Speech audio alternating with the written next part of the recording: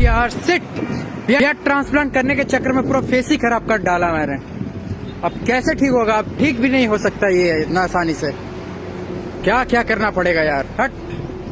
सो देखा आपने, in person ने जो कि अराउंड 23-24 ईयर्स के आसपास इन्होंने बियर्ड हेयर ट्रांसप्लांट कराया था, और बियर्ड हेयर ट्रांसप्लांट करने के बाद में ऐसी कुछ कंडीशन बन गई उनकी, और कह सकता है कि हेयर ट्रांसप्लांट बिल्कुल फेल हो गया इनका। तो क्वेश्चन ये था कि क्या बियर्ड हेयर ट्रांसप्लांट उतना सक्सेसफुल नहीं होता है?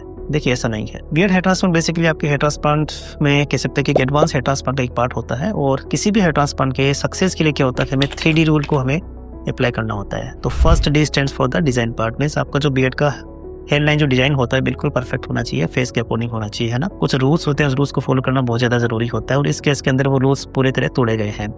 सेकंड होता है डायरेक्शन पार्ट।